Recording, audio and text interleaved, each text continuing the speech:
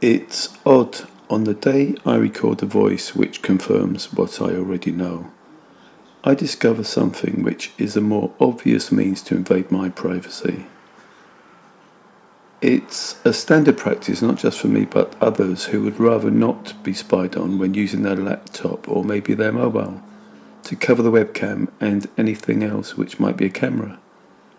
I do this from day one of purchasing any laptop. I made another recording this morning with my bike cam from the makeshift bed I use sometimes, which is in the living room.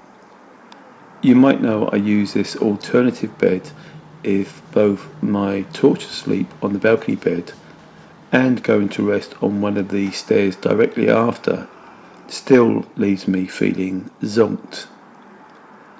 As it's Sunday, there's less traffic and people around, but I still close the door to the balcony to minimise noise from any outside sources affecting anything I record from the chair bed. Repeating myself as I'm prone to do, I am not the smartest suit in the shop or the sharpest tool in the toolbox, which is a more familiar phrase known for being a bit of a thicko. I'm just a tool. A tortured tool, but a tool nevertheless. You would think someone who had a hobby of photography would be more observant, but apparently not.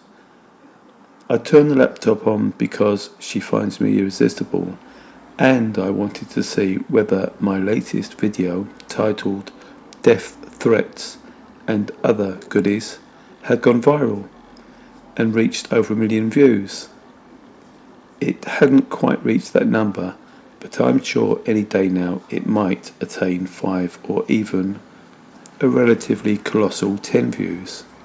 I dropped the laptop a few years ago when doing an annual clean of the bedroom, and ever since have needed to use a separate monitor to view anything. I don't know why my bloodshot and tired eyes were drawn to the HP's broken screen, but maybe watching the recording a little earlier from the chair bed prompted an unconscious connection.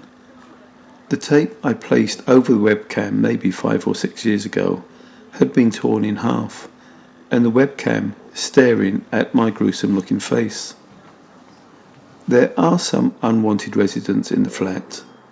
They are quite clever at finding ways in and then helping themselves to a free buffet, but I won't point the blame at any mice invaders for tearing the tape and potentially allowing me to be unknowingly live streamed. How long has the webcam been naked, so to speak? In the early days of my targeting, I was eager to read as much as my brain cell would allow, and reports of break-ins as part of the targeting were cited. In all the 15 years of my targeting, from the previous address to the current one, where I've existed since 2013, there hasn't been any obvious sign of things missing or being moved around, or I just didn't notice. Today was a bit of a revelation, but I know I'm not only located or seen just in the bedroom. At that previous Peckham address, I used a bulky PC with an equally bulky monitor, which did not have a webcam incorporated. If I wanted to use a webcam, I would have to buy separate hardware. I had no use for webcam then, and the same now. Now to that recording made from my bed chair earlier this morning. There was an instance of hitting sounds being repeated, but as soon as I went to press the record button, they ceased. I have, however, recorded some voices.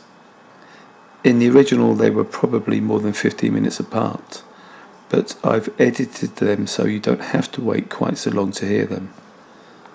They become vocal as I shift my sleeping position. It's only the last voice that I hear clearly, which is good because what's said is the most important or telling, so I won't make a stab of the first voices, and I'll add the question marks that I usually do to the parts that I don't really hear too well.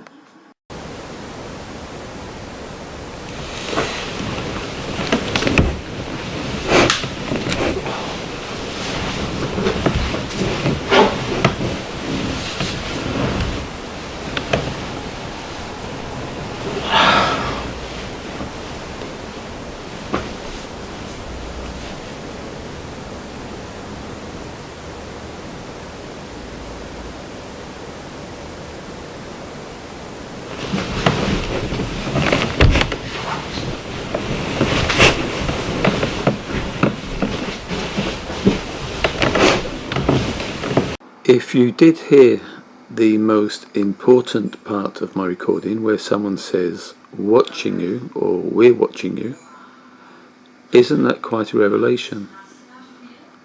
Although I know I'm being persecuted in different ways and have been since 2009, and some may believe I deserve it, it does beg the question, who else is being spied on in their homes and how is it being done? And I don't mean just via a webcam. Such topics as secret domestic targeting operations, revenge porn by the state, and covert home surveillance are apparently not worthy of a journalist's time. So I have no expectation of an investigation into any of it.